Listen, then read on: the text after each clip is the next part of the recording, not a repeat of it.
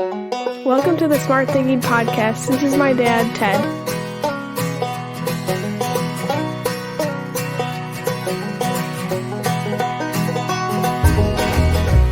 Welcome to the Smart Thinking Podcast. I'm your host, Ted Knightsky.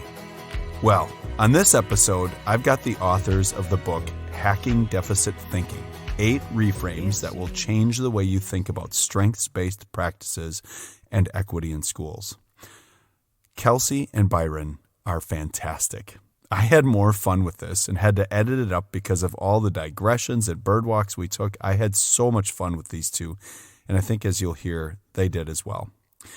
I wanted to make sure that you heard these two as we head into this time of the year so that you can grow from many of the different ways in which they suggest that we approach the assets of the people around us. So, take a listen to these two school psychologists who wrote a book around assets together. Find yourself walking away with different strategies and ideas, but more importantly, hear from two optimists who charged into the storm, meeting each other, unknowingly looking for the opportunity to write a book together.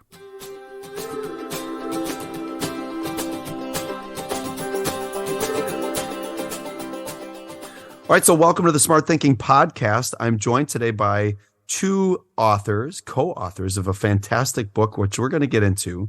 But more importantly, two people who I'm really excited to talk about today because of their life experience supporting kids, systems in schools, and leadership. So with me today is Kelsie Reed and Byron McClure, and I'm just very excited to have them. So welcome to the podcast, you two. Thanks so much for having us. Yes, thanks for having us.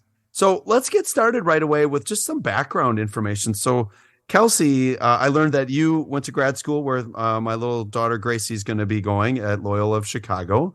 Yes, but I did. Give us the background, like where did you grow up, go to elementary school, and tell us a little bit about that. And then I've got another follow-up for you. Yeah, sure. So I grew up in Michigan. I'm from Holt, Michigan, which is basically in the middle of nowhere. It's like right by Michigan State University, though. That's what I always tell people. That'll bring some clarity to where that is. So right outside of Lansing. My elementary schools were, they were all like in Holt, obviously. Holt High School, though, I don't know how to explain kind of what they are. We just had one public school for the high school, for middle school, for junior high, et cetera. Was it one building? Was it one K-12 building? Or no, was it oh my gosh, no. No, we had, I had a middle school, a junior high, a 9th grade campus, and then a 10th through 12th building for the high school. So lots of switches, actually. The freshmen got their own building. That's like a big time out. Right. Yeah. And it was like older, and the high school across the street for the older kids was nice and brand new. So yeah, it was a little like hazing almost. Yeah. Flush them out. Right. And any teachers that you had in elementary school, middle school that kind of put you on your trajectory that really kind of demonstrated some great qualities that you remember? Yeah, it's interesting because I don't know if this is typical, but I'm thinking high school. I actually took a psychology class in high school, and I was so excited about it. And I didn't know at that time that I wanted to be a psychologist. I didn't even know. I mean, I ended up majoring in psychology during undergrad, but I think that kind of paved the way. His teaching style, how he brought in psychology into his teaching style too. Like he would say, like the average person can only sustain their attention for X amount of time, and then they lose it. So that's why I have different activities that you do in class to kind of keep your attention going. And I was like, that's super interesting. So I would say him. Yeah. That's excellent. And what was his name? Mr. Olszewski.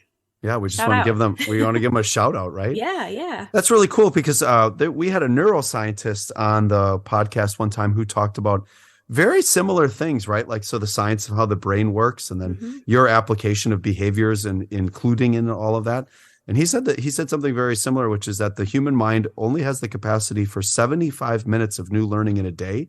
And the rest of the time has to be action, repeat, application, and inquiry and collaboration, or else you just lose it. So, when you're thinking about a kid's day, right? And in your world, like today, you said you had 2 IEPs today, and you're trying to figure out what makes this child different. Well, maybe there's nothing different at all. They don't have an 80th minute for new information. Yep. Lots of the time. Yes, I agree. And Byron, Where did you grow up and go to school, and what was your developmental formative story? Yeah, so it's so cool. Kelsie and I'm sure we'll share our story in a minute, but where Kelsie is working now, which is Prince George's County Public Schools, is actually where I grew up.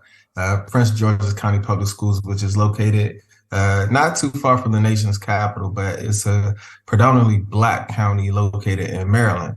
And that's home for me. That's where I grew up. And PG County is a very interesting place because of this dynamic. One, it's a predominantly African American community, but then it has the second lowest performing historically education department in the state of Maryland, only next to Baltimore City. And so, on the one hand, in this predominantly Black county, which is also known for being the most wealthy Black county in the United States. But then we have the second lowest performing school district in the entire state of Maryland. And so growing up and matriculating through PG County Public Schools, you often hear things about the county. But I had teachers who really poured into me as a Black male. If you're hearing this for the first time, I identify as a Black male. But I had teachers who looked like me, who poured into me, who always recognized the strengths, the assets that I had. And so I had a very unique experience of matriculating K through 12. What's really interesting now, going back to PG County, going through K through 12, all of the schools that I went through have now been closed down. So I went to Middleton Valley Academy, is closed down. I went to Eugene Burroughs, which is now Accokeek Academy. Kelsie, have you heard of that? Any of these schools? I've heard of Accokeek. Yeah, that's so interesting. Yeah. So they just renamed the school, or they shut it down and then rebuilt it? So what? Middleton Valley was actually shut down. No students go to that school anymore. For Accokeek Academy, it was Eugene Burroughs. They went through, I believe, like a charter school took it over or something like that. But now it's like K through 8, something like that. I don't know. It's different from when I was there. And then the high school is still the same. I went to Friendly High School. And those were, my experiences going through K through 12. And I think, and we'll get into the book, but you hear all of these negative stereotypes, but I saw Black excellence growing up. I love that. And who are some of the characters that are in your life's narrative that kind of help guide you and mentor you through your education? Yeah, at the high school level, and I speak of her often, such a powerful story. Her name is Miss Janella Moore. And I often tell two stories because you got to understand the first one to appreciate the second one. And the first one, as a ninth grader, I was a knucklehead kid. If you wanted to apply those stereotypes to me, I wasn't making good choices. I was a kid. And in ninth grade, I had my secret spot where I would hide out because, who wants to go to class? Well, you should, right? But I was doing knucklehead things and I had my hideout spot. And so I was going to this spot, hiding out. Then one day I got very sloppy. And they just so happened on the day I got sloppy and lackadaisical to have a hall sweep. And I got caught in a hall sweep. And the ninth grade administrator at the time, he pulled me into his office and he said, "We have a zero tolerance policy. You're out of here." I was like, "Wait, what? Let me get this right. You're going to suspend me for skipping class. That's a reward." What are you talking about here? But that idea of zero tolerance was stuck in my head. And then fast forward to 12th grade, I wrestled. I was really good at it. And I made it to the state championship, and we were 2 weeks out from going to the state tournament. And then again, still a knucklehead kid, more mature, but still doing knucklehead things. And the seniors, we thought it would be a good idea to wrestle the juniors in the hallway. And now as an educator, I imagine the pandemonium and chaos of 12th and 11th graders in the hallway wrestling. It looked like the WWE. It was chaotic. And again, I'm a state championship level wrestler. And so I'm moving. Okay, hold on. Can I cut you off? How did I not know that about you? That you wrestled? Yeah. I never knew that. I'm going Sorry, to continue. share. I just needed to share my shock. Yeah, Kelsie, I was really good too. he's probably wearing his wrestling singlet right now underneath that shirt. Absolutely. Yeah. Yeah. If Have it was my just head here. But no, I'm gonna send you a picture. Can't make this stuff up of when I actually was able to make it. We'll get there. But I'm gonna share a picture with you all. I'm not making this up. And so again, state championship level. I'm running through the halls. I'm throwing kids out of the way. Then there's this one kid. It's me, it's him. It's a showdown. I pick this kid up for this suplex and I'm throwing him down to the ground. And while he's in midair, Janella Moore, the vice principal at the time, she's like, Byron, put him down.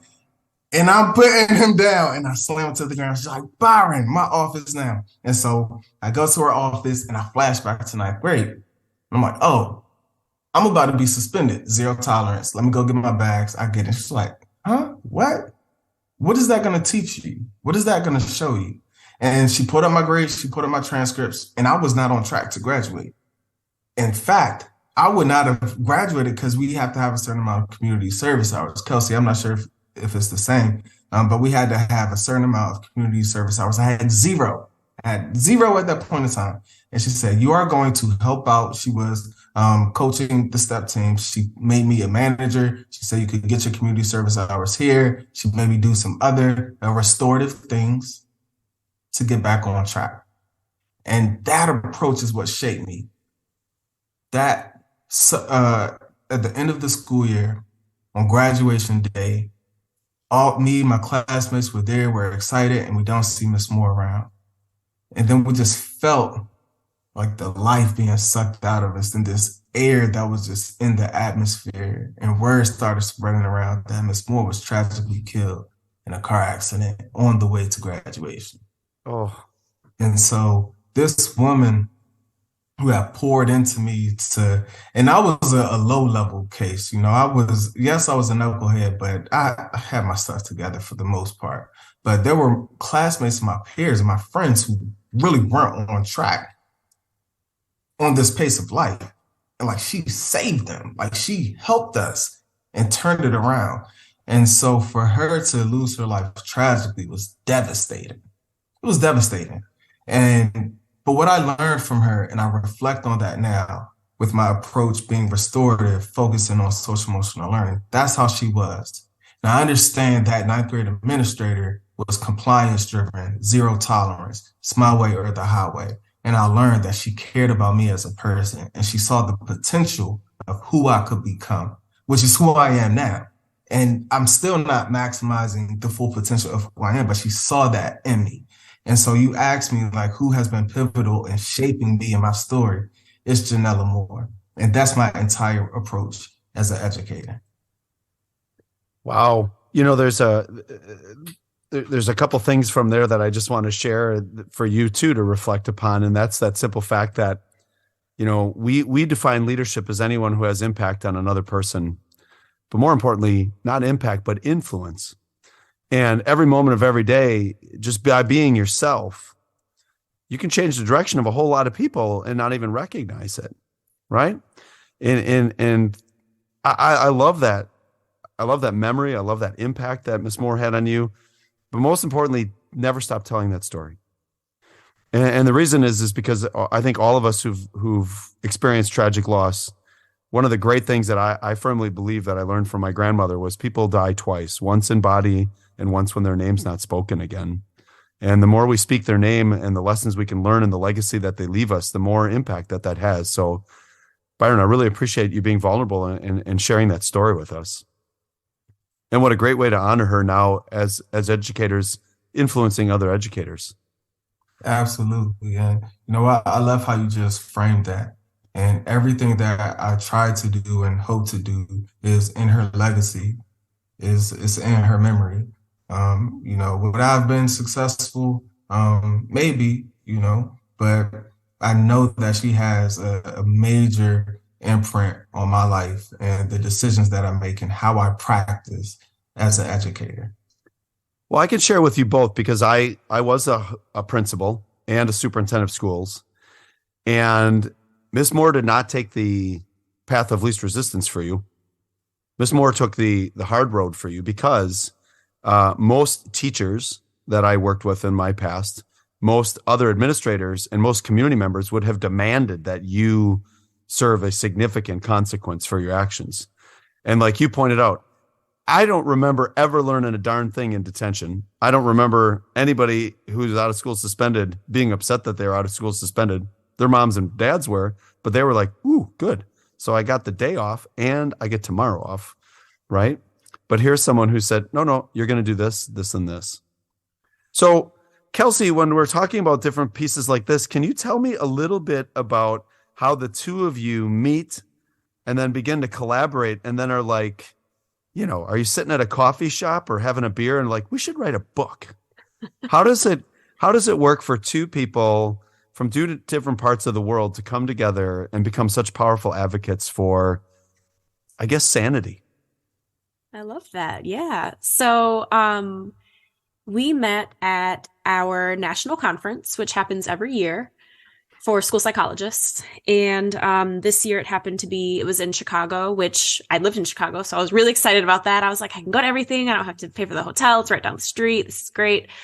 And this was also the year that I had like 2 paper presentations, 2 poster presentations. Like I had a lot going on. And I just remember I was standing at my poster, which was on school discipline reform at like the statewide level in Illinois, something I was super passionate about, did a lot of work on in grad school. And I just remember a lot of people walk up, whatever. And this guy walks up and he's like, hey, this is really cool, asking me some questions about everything. And he's like, you know what? Like, here's my card. I'm working on, like, I have a lot of cool ideas and things that I want to do to change, like, the scope and the shape of the school discipline. Here's my card. Like, let's stay in contact, whatever. And I'm like, oh, cool. Yeah. Like, let's do it. That's fine. And then at the time I had 2 posters going at the same time. So I ran over to my other poster to check on how they were doing. And he was over there. And I was like, oh, good, you made it. And that one was on the school to prison pipeline. And I was like, oh, cool. Like, and this is Byron I'm talking about, if you didn't catch the pattern here. So Byron's over there. I'm like, oh, I'm glad you made it over here, whatever.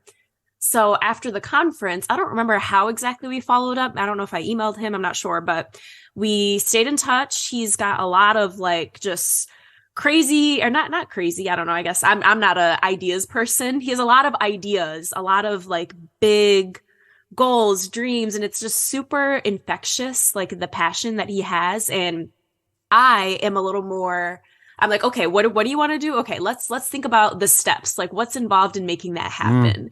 And so it turned into the kind of this like partnership where he'd be doing things, he would keep me in the loop, he would kind of just like an awesome mentor for me. Like it was just I don't know, I think a lot that a lot of people need a Byron, because I was in grad school at the time, right? And he'd been practicing for a while, and he just kind of hyped me up, brought me along with him, and we did a lot of things, a lot of work together. We did a poster together, I think the next year. I can't remember it, but we just stayed in contact. And the book came about after he read my entire dissertation, which I tell him to this day, I still don't know many people who have actually read my entire dissertation, but he's one of them. And then, so the book came about, I can let Byron kind of speak a bit more to that piece. If you want to chime in about the book. So before you do that, so basically the 2 roles are, we've got an innovator and a tactician. Is that what I'm hearing? Sounds about right. Yeah. So we've got ideas and then process. Yeah, no, that is, I don't think there's a more powerful partnership than when there's somebody who can dream and then somebody who's like, pardon me, anchor, ankle, boom, right on the ground. We're going to do A to B to C to D. So Byron, then tell us, get into the book. Tell us a little bit about that process and then how it's been so impactful. Yes, and you are very intuitive, and that's exactly the dynamic that we have. And I think Kelsie and I, we understand that dynamic. And so I was approached by a publisher, and I've actually been approached by several publishers for a book. As I mentioned, I grew up in PG County, and I've always known like what I'm good at, writing, like math, like those type of things. And I'm learning, because we talk about some of these things in our book. I know what my strengths are, and I know what my challenges are. And like the academic side of things, like I have to put in a lot of work. Kelsie, was that a more positive, favorable way to say it? Yeah, That was we're good, working right? on not saying, oh, I'm bad Yes. at this, I'm bad at that. So good job. Yes. Yes. We're actually living principles from It's our strength book. based. Yeah. Yes, being strength based. And so Uh, like knowing that I actually turned several publishers down because, that was a challenge for me and I didn't want to do that. And, with this offer for a book, the timing was right, yes, but I knew that I would be hiding my talents and strengths if I didn't get my message out. And so instead of just saying, I actually think I told them no. And then I think they were like, well, what can we do to make this work? And I thought on it and I was like, I need somebody to help me. Can I have a co-author? And they was like, yeah, you could do that. And I was like, oh, well, that makes it easier. The only person who I could think of my twin. I have an identical twin. If I didn't mention that in the first part of my story, I might have mentioned that. If I didn't, I have an identical twin brother. He wrestles too. He's always the calm one who like, hey, maybe we shouldn't wrestle kids in the hallway. We might get in trouble for that. He's like the yin to my yang. And so I think I found Brian, who is my twin, and Kelsie, who like balances me out. And I was like, hey, like Kelsie could be a person who could be really good. And as she mentioned, I read through her dissertation, but even meeting her and seeing her initial poster, like she has the knowledge, the understanding to where I was a practitioner in schools and like I see it, I can feel it, I can explain these things, but then she had the numbers, the data, the understanding behind it. And even though she was a graduate student, like I saw that she had that and something I was passionate about. Like she's telling a story where I can like verbalize these things. She's telling a story through the data. And like that always really stood out to me. And so, like she said, we stayed in touch. They say, hey, you can have a co-author. There's nobody else better. Maybe Brian, but it's Kelsie. And so I reached out to Kelsie, like, hey, can we do this? Like, we're doing this. And then we did it. And now we have a bestseller. And really at the core of the book is helping people to understand how to leverage their strengths, how to have a more balanced approach, because for too long, the field of education has been hyper-focused on weaknesses, on deficits, on what people cannot do. Well, Kelsie and I, if it's not anything else, we want to put forth an idea that can shift in a major way the landscape, the thinking of what's possible, and let people know that you can shift from what's wrong to what's strong. Ooh, I like that. I also like when you have a partnership like the two of you, where there's one of my favorite sayings when I'm working with people around data, and that's, first of all, that word should be illegal, and we should say information, because data does not have a heartbeat, so it does not deserve an emotional response. But too often, right, people are losing their mind when they see the data. They start casting blame. They start, and for the two of you as psychologists in schools working with kids and collecting data and information, and these are the facts, I'm always amazed by, and that's where I want you to go next, please.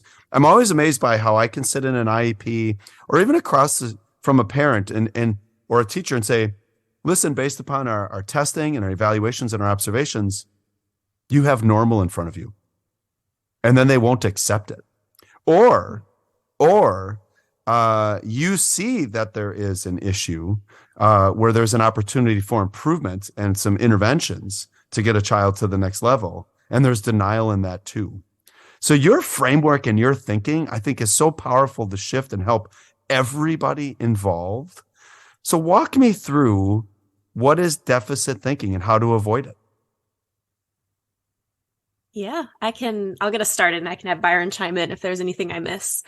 But basically what deficit thinking is, it's really only viewing people as a sum of their weaknesses.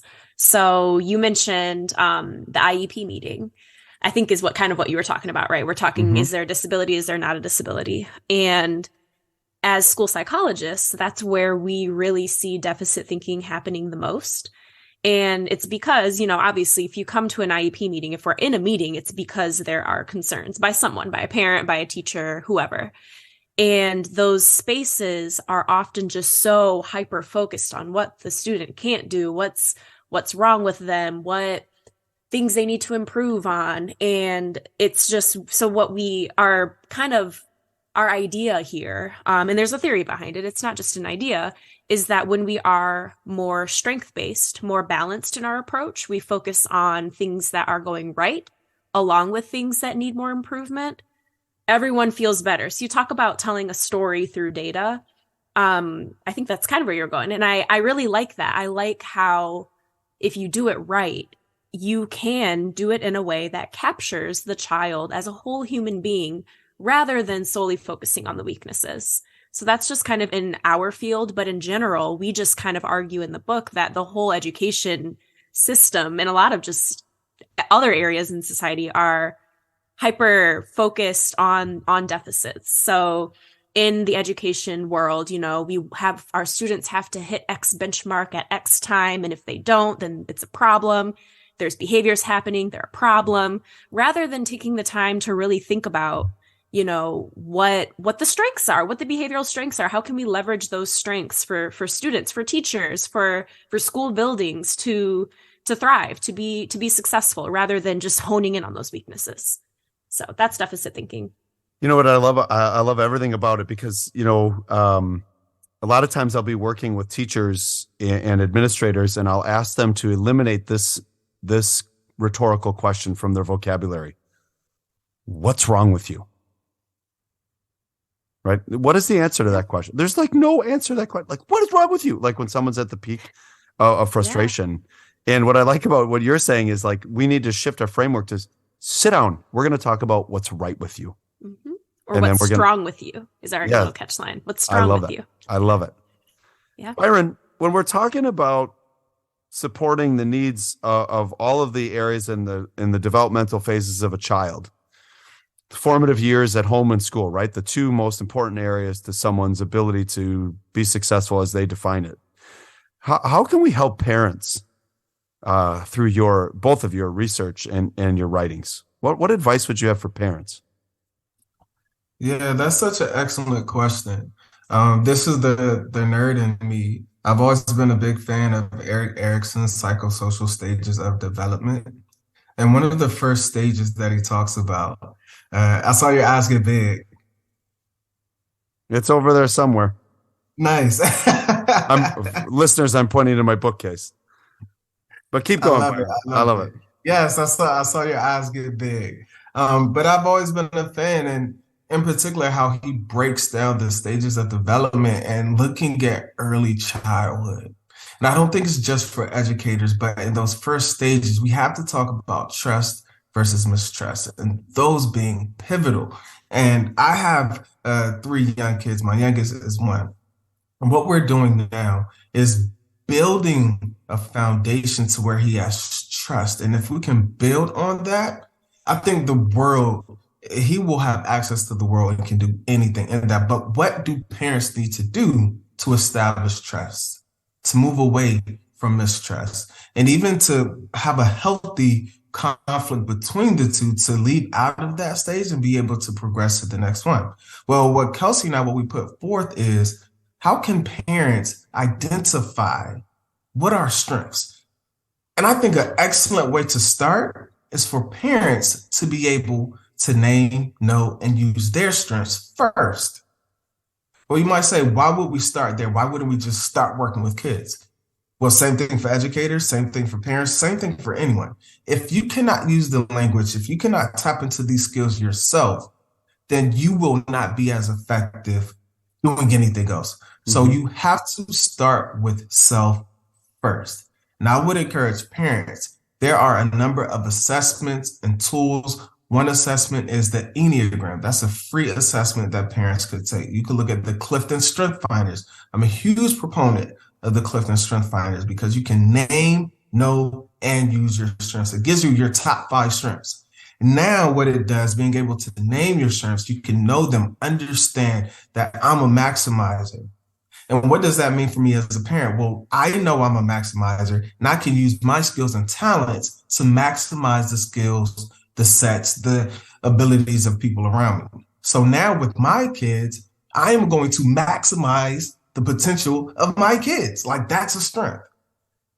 one of my strengths isn't strategic, which I leverage other people like Kelsie to help me with that, right? And even relationships with my wife, she might be strategic or have some other skills. And now we're nurturing those skills together to create an atmosphere, an environment that is conducive to having the conditions where we can establish trust, where we can establish this might be something that might be where you might not have trust, and move through those stages to develop the child in a very healthy way.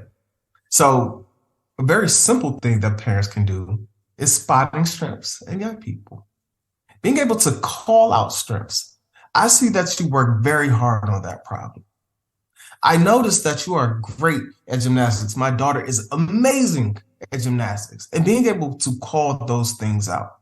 Then once you can notice those things, now you have a lens. Kelsie, I wish you were going to say deficit thinking is having this distorted lens. But when we have a clear lens, then we can help shape our young people and give them a lens of seeing things through a strength-based lens. And now I'm looking for strengths in everything that's happening.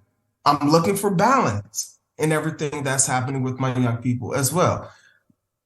If we're going to be honest, I want to be honest with your listeners. I feel like we're becoming family now. My 10-year-old, he's on punishment right now, right? Because we're talking about development. There's some things, we have expectations. And Kelsie, we talk about expectations and accountability in our book. And I'm like, son, like, man, you just got an award in school for reading like 50 plus math facts in a matter of seconds. But then there's some things over here that you have to work on as well. So how can I help meet the needs of my son so that he can reach his full potential?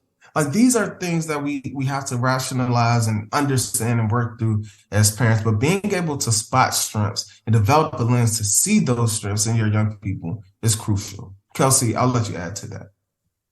I am not a parent, so, I don't have anything to add. I appreciate, I can see, on social media, Byron posts a lot about, his kids and things kind of, and you see it in action. So I appreciate people who are really practicing what they preach. And Byron is definitely that. And Kelsie, in the schools, I think what's critical here in Byron's keyword, which is in the text again, it's just the noticing part of it, right? And then it's creating a routine of notice and reinforce. Notice and reinforce. Reinforce what you like and what's good. So on the school end of it, Kelsie, like what are some tips and tricks for teachers? And I also want to qualify this and everyone else who works in schools. Mm-hmm. When there's 100 employees, 48 of them are usually people on the support end of the system who have just as much impact. If longtime listeners can tell you about the janitor at my grade school, the library aide at my high school. How can we focus on that at the school level, Kels? Yeah. And I think you make a good point that every member of the school community has to take part in this. And I think a lot of times, a lot of those roles you mentioned kind of get undermined, but they make a big difference. So kind of similar to what Byron is saying, it's about noticing, first of all, your own strengths as a professional, and using those strengths to better understand the strengths of the students that you're serving. So in my role as a psychologist, I always start by making sure we talk about strengths these are elementary school students that I work with. And oftentimes I get, I don't know what my strength is. I'm not sure. Or, they only give me academic strengths like, oh, well, I'm good at reading, but I'm not good at math. And I'm like, well, what else are you good at? What other things outside of just the school space do you enjoy doing? So I think it can be like a breath of fresh air in this space that is so focused on, first of all, just weaknesses, things that, that's all we notice. We notice the student who is running down the hallway, that's noticeable. But the student who's just, walking, following the rules, like it goes unnoticed. And I'm kind of getting into like PBIS. That's why I really like those things like that take time and energy to notice things that are just expected, right? Like I don't think we do a good job of that. But so in my role, that's one thing, is just identifying strengths with students. When I go into classrooms with teachers, I do my best to identify strengths to reframe things. Sometimes a lot of a big impact we see with deficit thinking is blame. So because we're so hyper-focused on negatives, on weaknesses, we end up blaming students, blaming kids for skills that they just haven't yet developed. And so I kind of reframe in that way, like, well, what can we do to make sure they get those skills, right? So it's just a lot of reframing the way we think about what's going on in the school and kind of how we can actually make an impact. And it also leads to us feeling less powerless, right? Like when we think about it in this way, it's like, well, we can make a difference. There is something we can do. And when we are in this deficit mold, it's kind of like we believe that there's nothing we can do, which I think is the most powerful impact of deficit thinking. Oh, I absolutely love that. One of the things that I truly believe that I don't understand about K-12, and I never have and I never will, and I will fight it every time it comes up, is when you get together with a group of high school teachers, they will say things like, if only the middle school did their job. And then you get to the middle school, and the middle school teachers are like, I don't even know what they do down there. What do they do in the elementary school? Mm-hmm. And then you get an upper elementary, and they blame lower elementary. And then you get to lower elementary, and you get to kindergarten or 4K, and they're like, it's the parents. So then they'll start to blame the mother, and the mother will be like, well, I don't think it's my fault. His father's not that smart. It's like it eventually, to your point, there has to be some accountability here to this is the best version of them we have right now, right in front of us. And what are we going to do? And you two must absolutely be buzzkill sometimes at some different staff parties where they want to just like BMW, right? Which stands for something that rhymes with itch, moan, and whine. And I can imagine that you're like, no, but look how kind they are. Look what a good citizen of the halls they are. And they're like, no, listen, we just want to blame. And it's so weird that it's human nature to cast blame instead of solve problems. Yeah, because go ahead, Kelsie. I was just going to say, I think I personally, I know I can be I'm sure there's some things teachers, other, coworkers don't want to say around me because they know that I'm going to just shut it down. But I also think that there's value when we're talking about forming connections with people and allowing that space to feel, to vent, and recognize that I'm not perfect either. Like I get caught in that deficit cycle too. So kind of just humanizing and validating, like it's hard. It is so hard in the schools, and I know that it's even harder to adopt this approach. So, but that's why we buzzkill sometimes, but But I like that. I want that because what we want is, and you just said something really eloquently. Like we can get into that deficit mindset too, but that's why we need a herd of buffaloes around us who are like, hey, we are charging into the storm, Teddy. We're doing this, and it's like, okay, then I can feed off of that positive energy, that energy that's looking at assets. And then it can help frame the way people take on their challenges. And Byron, for you two, because we just met today, my 5 strengths are strategic, futuristic, activator, positivity, and learner. I am the most annoying problem solver on the planet because it's like, oh, what a great problem. Let's do this, this, and this. And Byron, I have a strategy for you with your children that I think plays right into your book really, really well. So in our house every night, and so my children are now, I have a junior in college and a senior in high school. When they were little, my wife, who's an educator, and I, who was also a teacher at the time, when she was pregnant with our son, Charlie, we did not agree with how we were going to raise our kids' management. We have very different management, like classroom philosophies. As a matter of fact, a lot of tension between us because I'm like, why would you say that? Well, that's how you get, right? So we'd go back and forth. And anyways, 3 questions we ask every night at the dinner table. Question number 1, tell us something you learned today. Now, we don't ask, what'd you do at school today? Because what's the answer? Right? They say nothing. Oh, I don't know, nothing, right? So tell us something you learned today. That's where we get to hear like what their interests are, where they're doing well, what's going well. And that's where we can reinforce those things. And that's why I love your word notice. The second question is, how did you help someone? And we expected service and servant leaders in our family, but you can't just tell people, hey, go out there and serve. So every night we held them accountable for that service to others. And then the third thing was, tell us something funny that happened at school today. Because our core values as a family are learning, service, and fun. But every night ask the same questions. Every night you were accountable for the answers. And if you said something like, well, I didn't really help anyone, guess who's doing the dishes, right? So like, you have those opportunities to kind of learn and grow with that. So what strategies and tactics do you have for us to support asset-based opposed to deficit-based?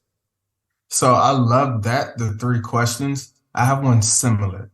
And the one that I have, I do it with my children. I recommend it in the book. And a little background, a lot of the principles that Kelsey and I pull from, again, we don't want it to be this feel good, like kumbaya thing. Like we're actually pulling from evidence base. And a lot of it stems from the field of positive psychology, which has been heavily researched, coming out of the institution UPenn. They've done a tremendous amount of research and work in this positive psychology well-being space. And one of the most powerful interventions that this team has found that has a foundation of being strength-based is three good things. And for your listeners who might not be familiar with three good things, as you explained the three questions, is similar. And this three good things, what it does, it allows the person to be reflective for the course of the day over what positive things have transpired. But what it does is makes the person reflect. And then it is also forward thinking to make you, on every day that you do it, you go through your day with the lens of what's working, what's going right. And you have to think of what's going well and why did it go well for me. And it's a powerful intervention. And that intervention has been found to increase rates of happiness, to decrease rates of depression above and beyond drugs, psychopharmacology, above cognitive behavior therapy, and above those two treatments together. And it has had longer impact as well by simply reflecting on three good things. And I recommend that whether you're a parent, whether you're a teacher, that is a powerful intervention that you can use to be strength-based in your approach. One of the other things that Kelsey and I, we talk about in our book is a connection with well-being. And we introduce PERMA, which is a model of well-being. And PERMA is just positive emotion, engagement, relationships, meaning, and accomplishment. And that three good things activity is very powerful because it's a way to increase positive emotion, which we all want to experience more positive emotion. So that is one way that I think is powerful. Practice three good things, and any of your listeners can start that right here today. If you want to get into actual strength-based language and tools and things, start with the strength-based assessment. We mentioned some of them. I'm a huge proponent of the Clifton Strength Finders. There's the Enneagram assessment. There's the Values and Action survey that's out there as well. Familiarize yourself with that. Kelsey and I, we created the Strength-Based Collective, and on our website, we have a list of a ton of strength-based assessments that your listeners can go to and try them out and see what works. And that will give you the language that you need to talk in the affirmative and use strength-based language. So those are two really easy, low-level ways to get started. And what a great way to frame conversations just with anyone if they're in a funk, if they are, creating some different narratives in their mind of their value, is, like you said, to go with those three things. So Kelsey, you went to grad school at Loyola of Chicago. So I have to throw a little Jesuit jujitsu at you because in the 17th century, what Byron's talking about, this is an old idea. This is multi-cultures over the whole world. And St. Ignatius, who was the founder of that order, he had a reflective question for the first Jesuits that they had to pray on at the end of every night. And I don't mean to get religious, but they had to reflect upon this question: what did I do well for others today? So three good things. What did I do well? So think about that, because at the end of the day, you do so many micro things for other people that you don't reflect. And again, when we're talking about strengths and assets of people, that question could just simply be like, what are three good things for me, for you? What are three good things I see in you? And that's what I loved. That was a softball I pitched you before. I wanted to share you what I do at my house, because when I read your book, I was like, what? I've never even met this guy. All right. Or these two. So Kelsey, I have a question for you here before we wrap up. So how has being an author and the two of you working together really kind of changed you professionally? Oh my gosh. That is such a great question, because I guess you don't know this, but I am only a third-year school psychologist. So I'm an early career practitioner, and I'm co-author of an amazing book. And I just feel like I'm getting my feet wet. Like, I feel like I just started. I'm a baby psychologist is kind of how I feel. So it's a weird and coming kind of straight out of grad school. So I graduated in 2020. We know pandemic times kind of like sped up the world but slowed everything down too. So it feels like just yesterday was 2020 almost, like just weird. So I kind of had an identity crisis for a little bit, I'll be honest, because my identity was a student for so long. And then my identity is a school psychologist. But I'm a new school psychologist. I always say that, and now I'm co-author. So I think I'm getting all of these, we're on this podcast right now. We're doing presentations and I'm doing all of these like really, really cool things that, first of all, I'll say in the spirit of just being vulnerable, the imposter syndrome, huge, especially working with Byron. He's amazing, so I think there's a lot of that, but then also just kind of stepping into my power and leaning into, I know what I'm talking about. I deserve to be here, I think. So I'm working on just kind of speaking about that in the affirmative and pushing through that and realizing that this is just the beginning and this is a positive thing, so I'm just kind of working through that, but it's really impacted me in a lot of ways. It's really cool. I have teachers at my school who brought like the book in, they wanted me to sign it. And I'm like, this is crazy. Like, oh my gosh. Yeah. So it's been really surreal, just kind of walking the life of being so new into the field, but also like having this really successful thing that happened pretty quickly. So you've got a wonderful confidence, humility that I really, really admire and appreciate. And I think where you're different than I am is when I was early in my career, if somebody would have kind of pushed back and said something to me like, well, who do you think you are? I'd have been like, excuse me. I would have gone into my book bag and like slid one across the table. I'm that person right there. Yeah. Yeah, I'm not. But I'm working on it. You got to find a balance, right? Everything is about balance. And we live in a world where there are a lot of people who when you discover something or you become passionate about something or you become an advocate or you're recognized for it, ooh, they love to like pull you back to earth. And it's and just keep up that energy. And Byron, same question for you. I mean, how's it changed things for you? Well, I've had to elevate my technology, and you can tell I'm still getting new in this space because my microphone wasn't switched over. So my quality might have just switched. It might be sounding a little bit better now. I don't know. But for me, Kelsie, that was a super thoughtful answer and response. For me, it's really put me in a space where I have to practice what I preach. And it's really great that you asked the questions about the parenting dynamic, because parenting will push you to your limits and you will learn a lot about yourself. And so writing the book, I really have to apply the principles that I'm talking about so that when I go out, it's like, hey, like I'm really living by these things and I can really speak on it. Of course, I've done it inside of the school, but when you have your own kids, it's a little bit different. The other thing that I will say is it has really stretched me above and beyond my comfort zone. When we first started, I talked about growing up and being a product of PG County schools. And I have to work to say that I am learning to be better in math and that I'm growing to be a writer, because I would just say like I was trash in writing. I was a terrible person. I was just not good at math. And I mean, that might be true. Like I failed pre-calculus in college. Like I had to take it in summer school. Like I had to get tutored in high school for math. Like even way back to like middle school. Like I just wasn't strong in those areas.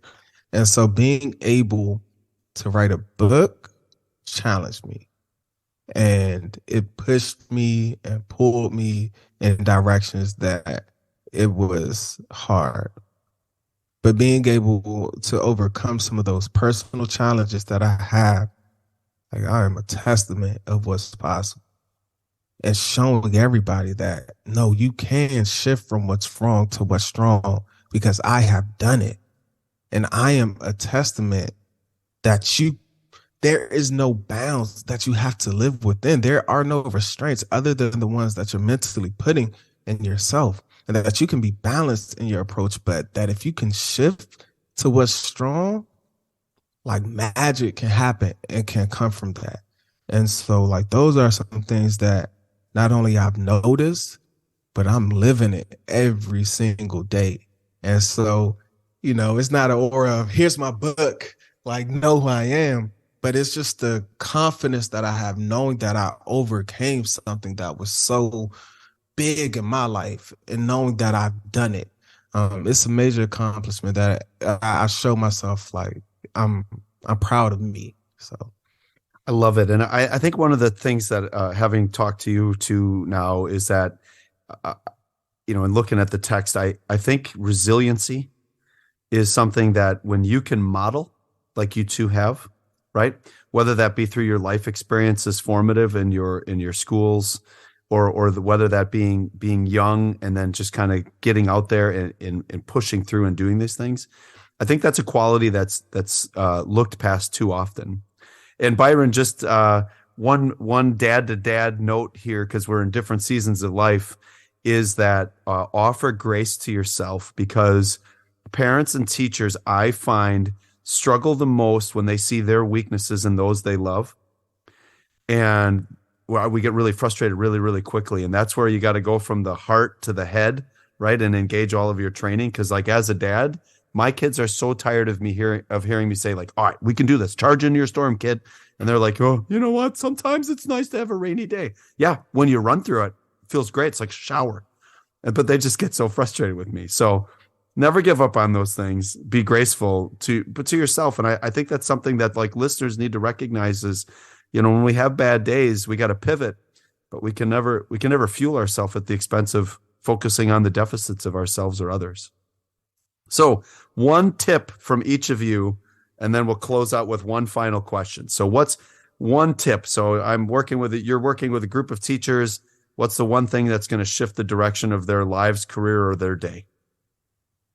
Ooh, guys, you should see the two of them looking off through the distance like, ooh, just one, Ted. I call Byron goes first. Oh, yeah. Well done.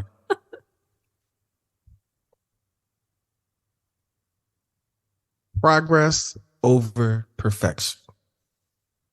And the tip that I have for that, so often we want to just jump towards you have to be perfect. It has to be done right. It has to be done well. You have to take this test and ace it. You only get one shot at this. And that's the way we've traditionally operated inside of schools in education.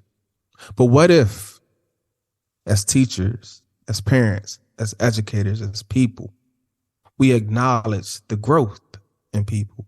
What if we acknowledge the progress that you are making? And what if we operated like a Janella Moore and we saw the potential, because we know that you can make progress, and recognize that you don't have to be perfect, that the version of you that is here right now in this moment doesn't have to be perfect. But if we can make progress, if you can tap into that potential that you have, you can transcend this world and really shift from what's wrong to what's strong and do some sensational things. So the one tip that I have for educators, parents, and whoever might be listening, it's time to prioritize progress over perfection. I love it. And I'm just going to tap onto that. And it had one further reflection for the teachers who are listening, and that is to remember that a child who moves from a 65% to an 85% on a test is the exact same distance as a child moving from 75 to 95%. But we will give that 95%er an award. And just as a reminder that when you move from 50 to 75%, it's the same growth. So I love how you just stated that, Byron. All right, Kelsie, spotlight's on. All right. I think for me, I am going in a similar route, but a little different. So all of my educators on the call, I want you to think about that one student. And I know you know what I mean. Who is that one student that just, when they're not there, you're like, oh, it's going to be a good day. Like the class is going to be so calm today because the student isn't here. Who is that student that is just giving you the most grief right now? And I want you to make that student your project for this month. And I want you to be able to think about them in a different light. Work with that student in a way, try something new with them. Try to actively identify what their strengths are. I want you to be able to name 5 qualities about this child that are strengths, and not just a fluffy, oh, they're kind. No, I want you to go deeper than that. What are 5 things that this child enjoys doing? And work on, trying to incorporate some of that into your class somehow. I think just focusing on one student, your most challenging student. And I know it's easier said than done, and it's not necessarily a tip, but I think just being intentional about that, in rather than viewing this student as a challenge, view this student as a child, a human who has something to bring to the table, who has something to bring to your classroom. What can they contribute? How can you allow them to contribute whatever it is that they can to the classroom? And I'd add on to that and ask everyone to also do the same thing with the people in their lives who might not be children, your colleagues, family members, people that you work with or that you have to collaborate with and that drive you bonkers. Who's that one person, right? I love that strategy. Shapes the way you see them, for sure. And similar with finding strengths. Once you know someone's strength, it's like, oh, that's why we were button heads. Like your strength is this, mine is this. Yes. Makes sense. And let's dance to avoid it. Yes. Right? So my last question for you both. Are you ready for this? This is a kind of a standard question I ask people because it helps us kind of close out and get to know you. Long version or short version of this is I truly believe that music is fundamental to the way that we live our lives. And it's also a great indicator of kind of who we are and what motivates us. And I use it everywhere I go. And I did a podcast on this idea of the 180 song. So it's the idea that if you're heading in the wrong direction, you're having a bad moment, you just need to get uplifted. Like, what one song, if you heard, would actually turn you around and get you to go 180? And I learned this from a young woman who had a tattoo of a Spotify scan code on her arm. And she told me to scan it with my phone. And when I did, Party in the USA by Miley Cyrus started to play. And this girl lit up like I had poured fuel in her. And she's like, every time I hear it, it just makes me happy. What would be your 180 songs? I'm struggling with this, and I'll tell you why. I have a playlist. I have a 180 playlist. Oh my gosh. What's number 1? There is no number 1. They're all tied. They're all tied, and they're all like women empowerment. Like I can't choose one. And what's the first thing that comes to mind? Beyonce is in there. There's a lot of Beyonce. But did Kelsie answer? Like, she just gave an artist. Does that count? It's okay. No, it's okay. Y'all, you see all that back there? Those are all records. Like, you can't. Wow. So, okay, it's just Beyonce. So any Beyonce song. Yes. She's the majority of my playlist, so we'll go with her. So mine is my number 1 right off the bat is if I hear Salisbury Hill by Peter Gabriel, that guitar entry.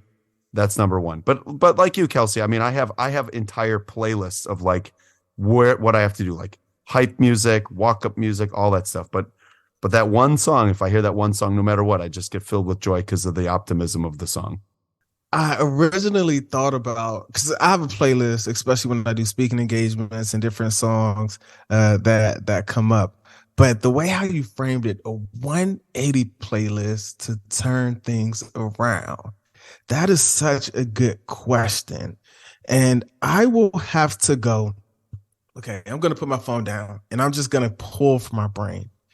And the track that I am going to go with in this moment, here today. It's a lot of editing. I know. I'm like, would you just say something? Yeah. We don't have to edit. For a couple of people who are such great behavioralists, you sure are indecisive. There's too much to think about. I didn't think he was. Because I am. We have to blame your podcast for this. We're so used to the traditional questions and tell us about you're really making us think. Yeah, you're putting us on the spot. No, tell me about chapter 5, page 30. That's not my style. Yeah. No way. Yeah. It's a conversation between human beings who just happen to come upon some expertise. Yes, I love it. I'm so scrolling, by the way. I'm gonna go with this one, and I hope your listeners can understand this. Like I said, I grew up in PG County, so there's a lot of different music that we listen to. But I am going to go with Who Run It? And your audience might be familiar, they might not be familiar.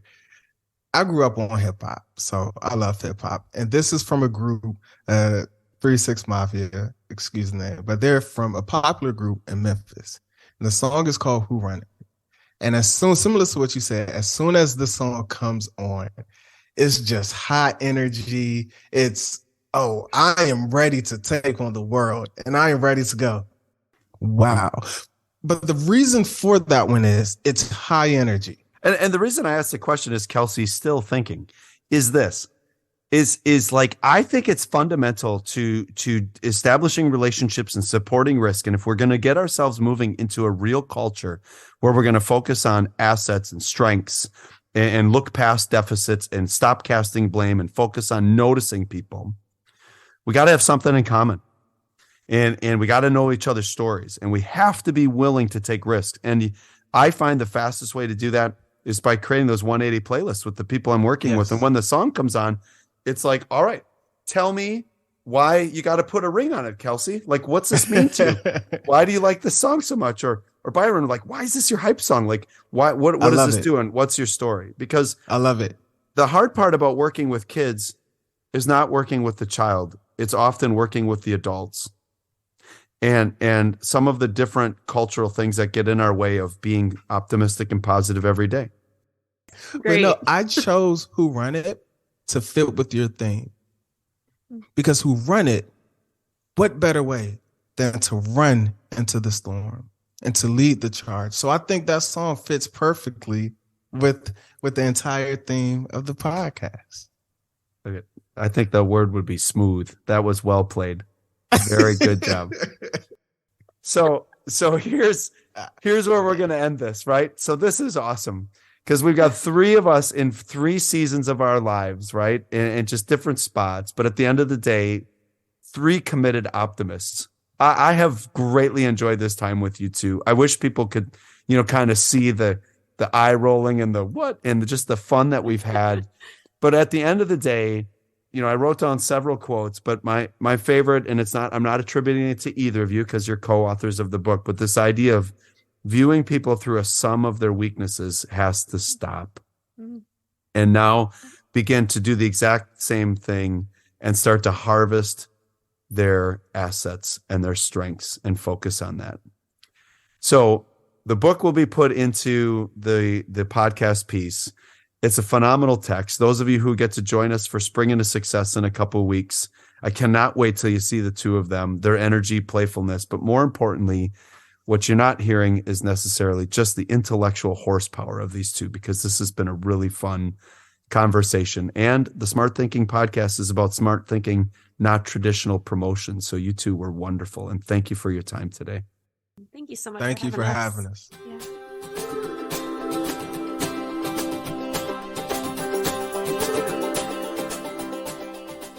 So let's do some smart thinking. List what's strong with you. Describe the assets of the people you serve.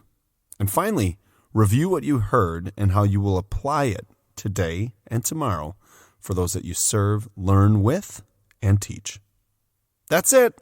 That's the Smart Thinking Podcast. Hey, as always, thank you for listening. And please make sure to rate this podcast and share it with others who might need just a little fuel to charge into their storms as we're heading into the second part of our year.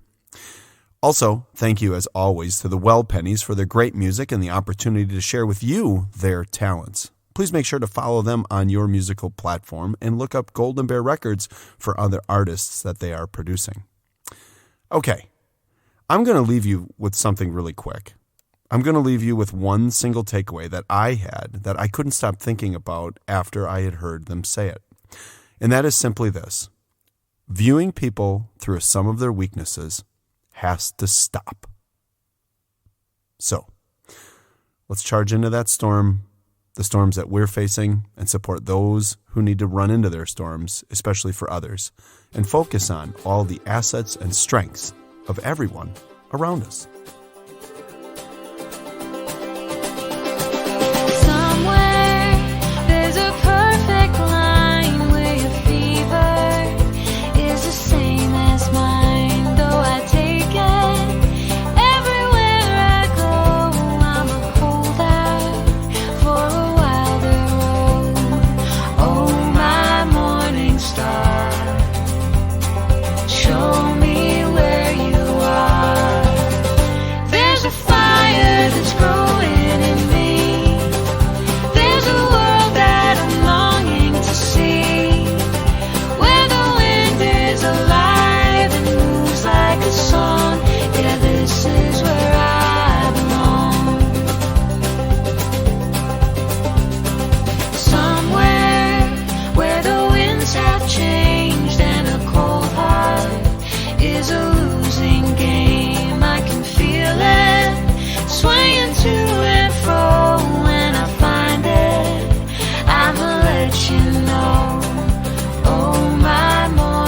star. Show me where you are, 'cause there's a fire that's growing in me. There's a world that I'm longing to see, where the wind is alive and moves like a song. Yeah, this is where I belong. When the sun breaks a light through the trees, when the sky brings me down to my knees, where the wind is alive and wakes like the dawn. Yeah, this is where I belong. Hold me when I feel so small. Show me, I wanna see it all. I'm waiting for your call. Somewhere there's a place I know for an old song, and these worn out souls, I can hear it like a lullaby. If you sing it, well then so will I. Oh, my morning star, show me